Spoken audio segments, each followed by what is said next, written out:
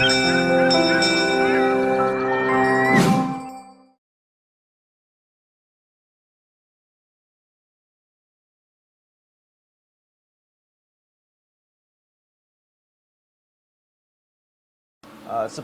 is it's a backbone. It's a go-to for everybody. You can't do anything without supply. Um, Whether it be funding, whether it be food, whether it be parts, they all got to source back to us. And then we have to make sure that we are at the top of our game to ensure that every warfighter has what they need to carry out their job. We're basically the only department that actually does our job every day. They practice, they do maintenance, they do things like that, but actual execution relies on us. So we have to be able to support on time, on target all the time. So for myself, a lot of it on board so far has been customer service based. So making sure that the crew has what they need again, and then going back to what Suppo said, kind of we're here every day, we're living it, whereas other departments on board constantly training, and then once we get underway, that's their time. But for supplies every day. Awesome. Suppo, what are your expectations of your dispersing officer, sales officer, also as your assistant supply officer? Expectations are we have a steep learning curve, so surmount it as quick as possible. Being on a DDG, we have manning concerns that go into that too, so being able to fill those gaps where appropriate. Overall division officer for the department, not just for overall sales and dispersing, but division officer to those LSs and those CSs that need that backup from their DIVO. If I'm out of pocket for something, maybe it be over at SICOM for a meeting, he's there to support the ship's endeavors in translating what the needs are from the captain and the XO through the departmental chiefs and then down to the sailors. So he's a very big asset in terms of translating that information between. Rely on him for forceful backup as well. If I forget something from my DISBO tour, he's there to make sure that I'm still speaking the right language. So it all goes into one team, one fight. We're there as a group and a unity to ensure that the business is carried out according to the publication. DISBO, you mentioned a steep learning curve. So how did you handle that, and how did you balance your duties when you first stepped on board? So there was definitely a steep learning curve when you come out of the BQC. You definitely have to remember that you don't know everything, and you kind of got to humble yourself when you come on board. So you got to kind of be a sponge and soak everything up. So I was coming to Suppo with what seemed like simple questions, but at the same time he didn't get frustrated or anything like that. He gave his best answer and kind of guided me in the direction. Kind of gave me those tools that he's already had from his DISBO tour and his previous tours to kind of guide me and make me a more successful supply officer here. And then also, it's good that he's my department head, because I don't know if any of the other ones on board would treat me as well. So.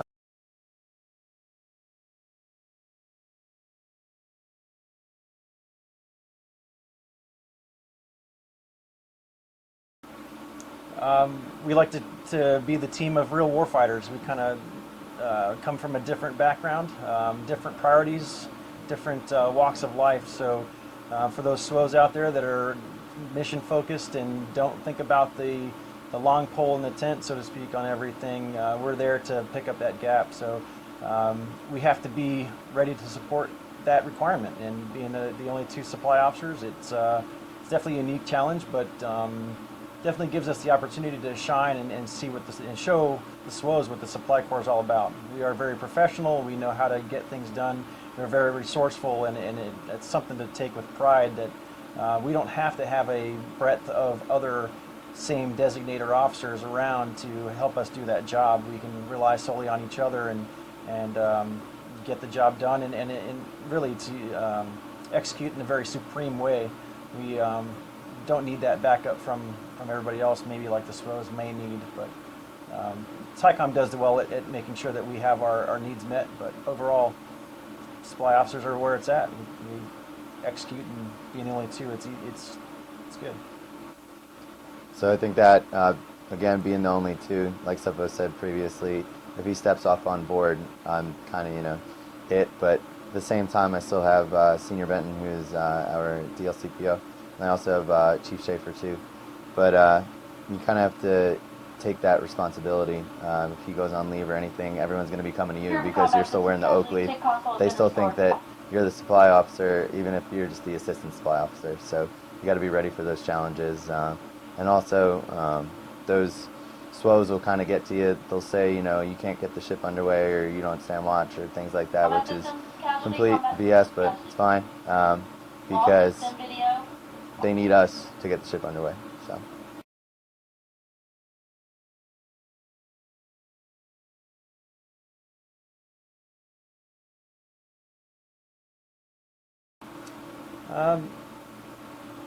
Sometimes you got to be able to communicate that discrepancy or that problem. The communication piece of it is the huge point. To say an example, if a crew member wants something that's not on a catalog, say for S2, you can go back to them and say, hey, I don't actually have this on the catalog, but maybe I can provide something else to you that'll somewhat meet that requirement. So it's all about interpreting the translation and kind of just no holds barred. You have complete transparency and tell the crew that I may not be able to get this, but let me see what I can do for you. Work towards yes. If the overall answer is no, it must be because that you have exercised all other opportunities. The first answer is never going to be no, but 95% we work to yes. So you're working towards yes. If the answer is no, you're going to try and provide an alternative to what they want. Again, customer service is the name of the game, so trying to keep them happy, give them those other options. Ship store, they're going to complain about prices, but at the same time, you know, that money goes back to them through MWR. So just got to remind them of those things.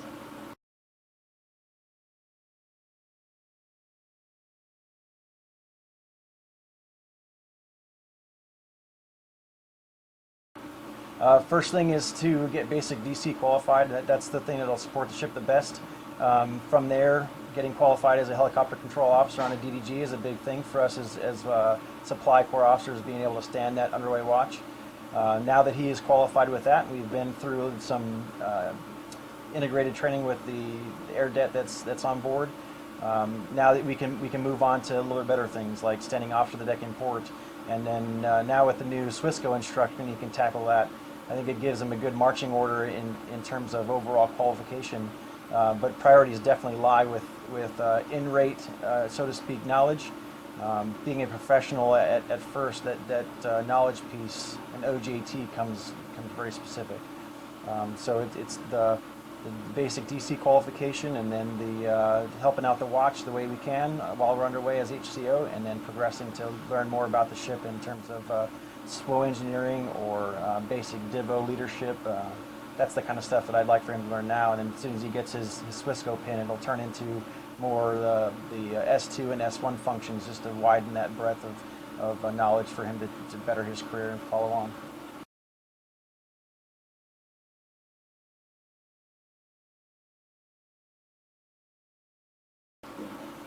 So quickly on board, I learned that there's more time than you think there is. So while we were underway, I wouldn't even look at my watch, and I'd look down and it'd be 1700 already, or 1800. It's time to eat chow for dinner. But you just go and you get in a flow. You get in a rhythm. In the morning, you're either in dispersing office or right after quarters. You kind of just set that schedule for yourself, and it definitely helps out when you know, you have your LPO, or sometimes you know, some people are lucky enough or fortunate to have a chief in S3 that can kind of guide them. But it's pretty much, you would hope that your division kind of runs itself, and I think I'm lucky enough where ours functions very, very efficiently. So you have a well-functioning division, and I'm sure you'd say the same for S2 and S1. How do you trust but verify, especially when your division is running low? You got to maintain that that level of you know, that critical eye. Don't get complacent. I've heard before, complacency kills. So it definitely goes into. You may not be as nitpicky as you would be if you didn't trust the division, or you didn't trust the way the operations were going, if they were not going so smoothly. But it's all about walking the deck plates, showing your face, continue those spot checks, continue those spot inventories. just you walking around in your presence, asking the sailors questions, even as simple as "How you doing today," lets them know that you care and they care to do the job for you the way the instruction outlines it for them. So, trust but verify is a muscle memory. It should be you doing your job based on how the instruction outlines it for you that gives you that trust but verify. Every bit of the job is dedicated to making sure the sailors do their processes correctly. So if you're doing your inventories, you're doing your spot verifications on things, there should be no reason why you don't have that comfort that the department or divisionally things run the way they're supposed to. So I would definitely say being there and asking questions has helped me grow.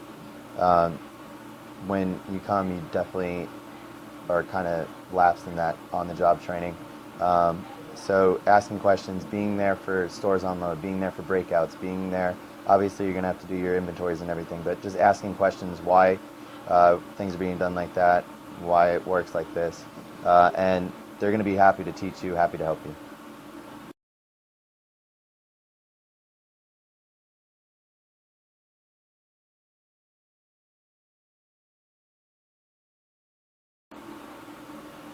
Mistakes happen. Everybody's human.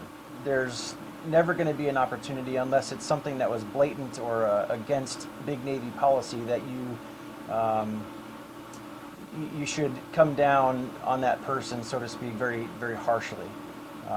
Unless it's a recurring problem, almost every issue is corrected by either a verbal or a written counseling, and that should be where it stops. Utilizing the leadership that's been through that before, seen it before, it's your bread and butter. I mean, every bit of my DISBO tour was looping in my chief or my first class saying, I just had this happen. Please help me guide this sailor toward the right direction. And as you become senior, the problem only becomes a little more complicated. You may become more, I don't know, you see those problems more, but allow yourself to become comfortable with the situations, having those conversations with those sailors, but the complacency will never set in because you need to have that person's leadership involved in the situation. Bringing their leadership in my view, often kind of quells the situation better than just one-on-one discussion between either division officer or department head and that sailor. Their leadership is going to be who they're going to be looking to make sure that they're keeping happy.